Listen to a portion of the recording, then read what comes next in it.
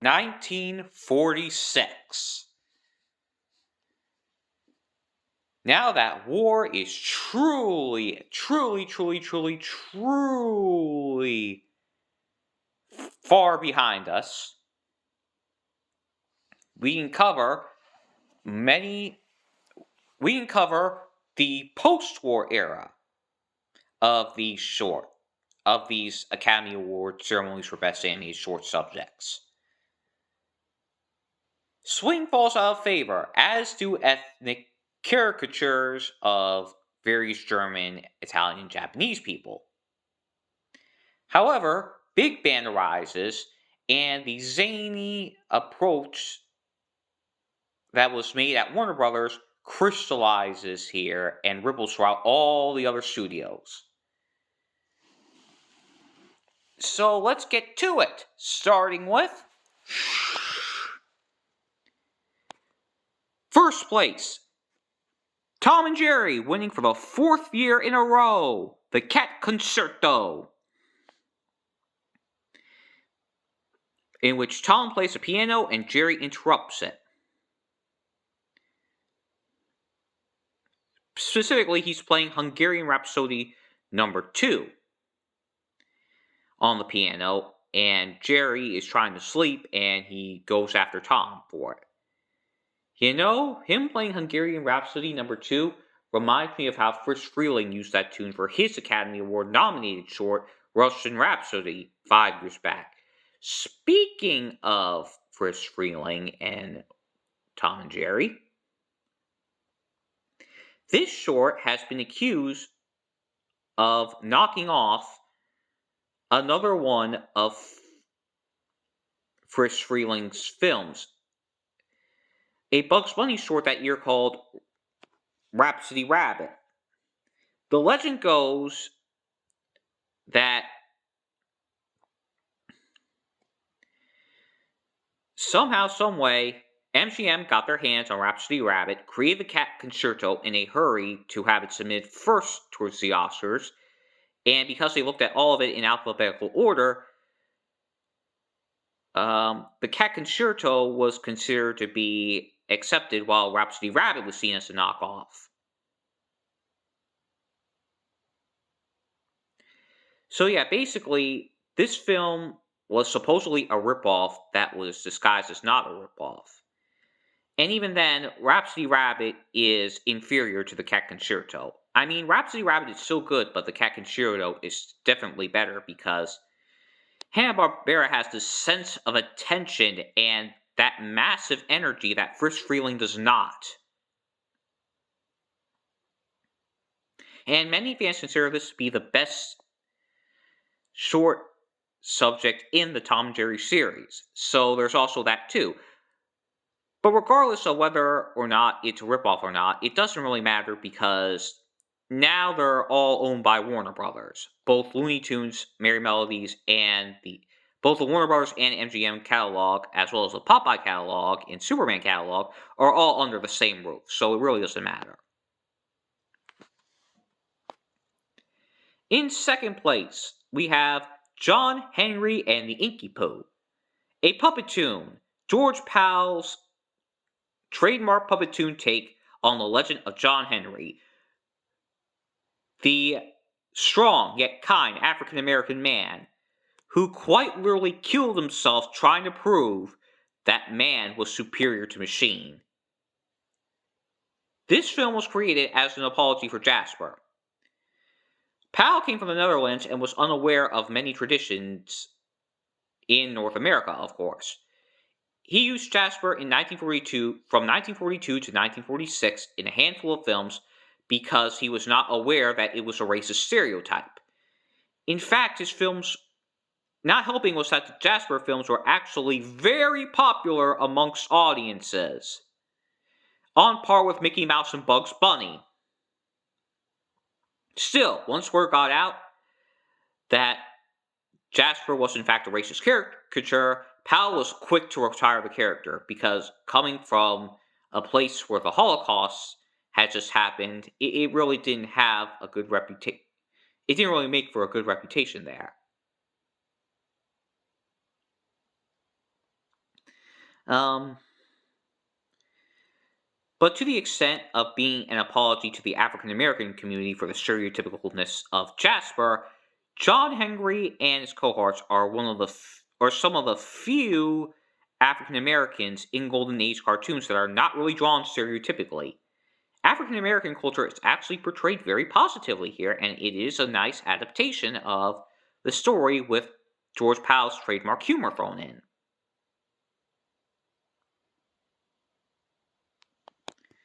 Third place, from Walter Lantz, which is Universal. Musical moments from Chopin, the first of 4 musical miniatures. Following the decline of swing symphonies over the decline of swing music in general, these musical miniatures were meant to be the polar opposite of swing symphonies. They were still gag-driven, zany cartoons, but they were set to classical music rather than contemporary swing music. So classical as opposed to contemporary. And with the exception of the last one, Pixie Picnic, all of these films featured supporting characters from Walter Lantz's other library. Wally Walrus, but did 2 of them as the conductor. But here, in this inaugural entry, we have Woody Woodpecker and Andy Panda sharing the spotlight. It would be Andy Panda's last short at the Academy Awards, and technically the last Woody Woodpecker short at the Academy Awards.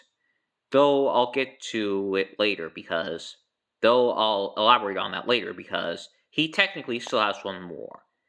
Oh, for this short, Woody was redesigned again by Disney veteran Fred Moore. Basically taking his streamlined design by Culhane and making him more softer and detailed. Another Fred Brunish, did the backgrounds. And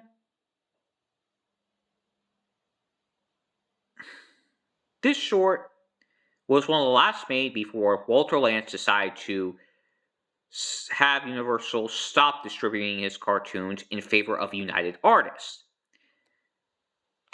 Yes, briefly from 1947 to 1949, United Artists distributed the cartoons rather than Universal. And United Artists, being an independent studio that wasn't a big studio, was able to offer Lantz a lot more money. And the animation greatly improved, especially the Woody Woodpecker cartoons. But it was not to last. And the next ceremony, but it was not to last. And when we reach the 1948 ceremony, I'll elaborate on that. In 4th place, we have a Disney film, Squatters' Rights, Mickey Mouse, directed by Jack Hanna. Ostensibly a Mickey Mouse film, but really featuring Pluto going up against 2 chipmunks who will be name dropped in a short subject that made it to next year's ceremony. Squatters' Rights is notable for being the first time that Jimmy McDonald, a sound effects artist, voiced Mickey Mouse, though Walt Disney still prominently voices him here. Disney had grown wary of Mickey Mouse, and because compared to Donald Duck and Goofy, who had neuroses that made them funny, Mickey's bland everymanness stuck out like a sore thumb. His only distinguishing trait was that he was the heart, the only sane man, and the guy who would do good no matter what. So really, all of Disney's short subjects were pretty much focusing on other characters, like Pluto or Goofy or Donald Duck, that had neuroses and were crazy enough to match up with the competing Warner Brothers style. We can see that the Warner Brothers style is even starting to affect Disney, who usually is aversive to that type of humor. But I think that last place is actually more important. It's a Merry Melodies cartoon called Walkie Talkie Hockey. directed by Bob McKimson from a story from Warren Foster. This featured a character created by fellow Looney Tunes and Merry Melodies director Chuck Jones called Henry Hawk, but it is really known as the debut of the Barnyard Dog and Foghorn Leghorn, that loudmouth chicken that is, yeah. Always rattling up against Henry, messing with the Barnyard Dog, proving he's the real roost of the farm. Yeah, so though this is a Henry Hawk cartoon, Foghorn was the star, though it wasn't really until the dawn of the 50s where they realized that.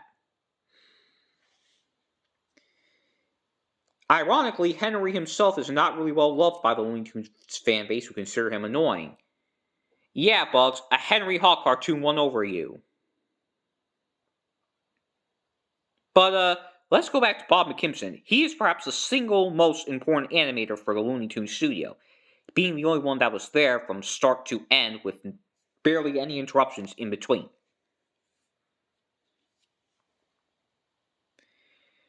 McKimson was taking over from the outgoing Frank Tashlin, and his unit, it's hard to believe that his unit was once held by Ub Iwerks.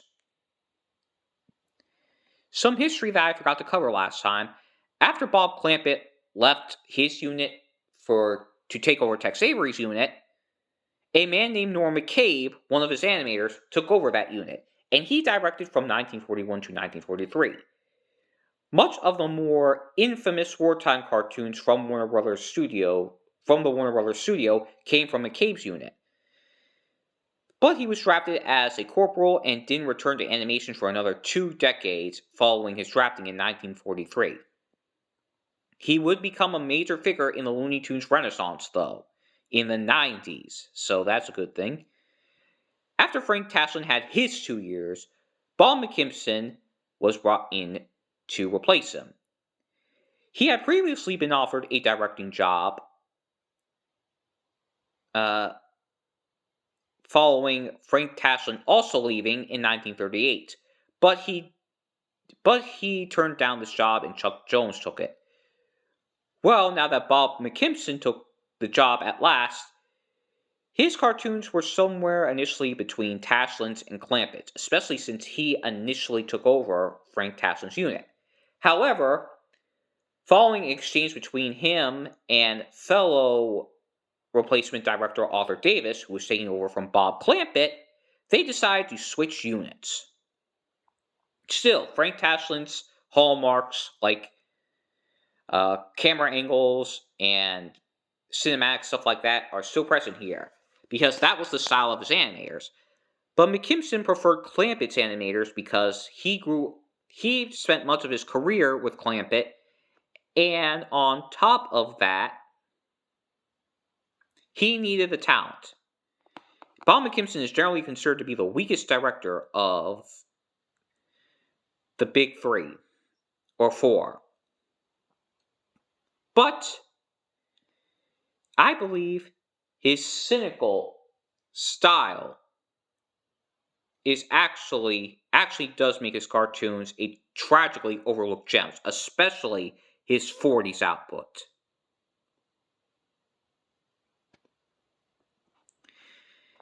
And Walkie Talkie Hockey is considered to be the first Bob McKimson cartoon that is actually in his style.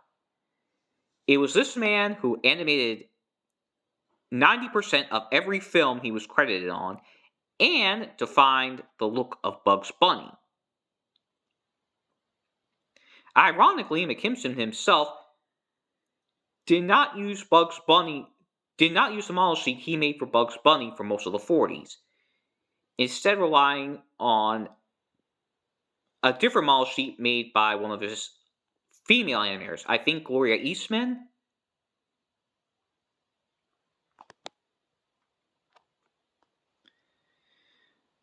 But yeah, Bob McKimson is actually my favorite director from the studio, believe it or not, because I think his cynical nature really, really, really made his cartoons a lot less raw heavy than the other studios going down the road.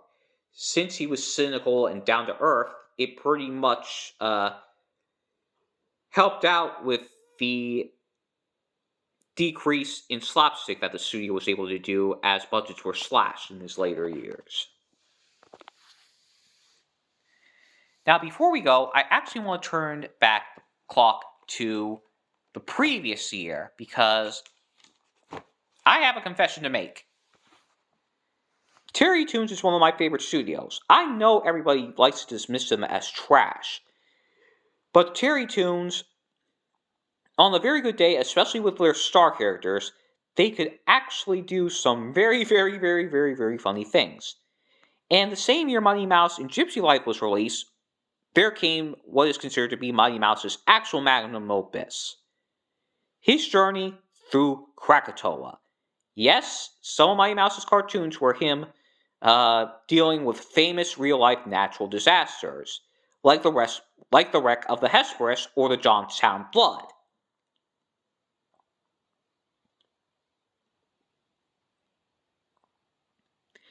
And he wasn't the only star character to come from the Terry Toons studio, too. We had Gandy Goose and Sourpuss, Dinky Duck, and, most importantly, Heckle and Jekyll.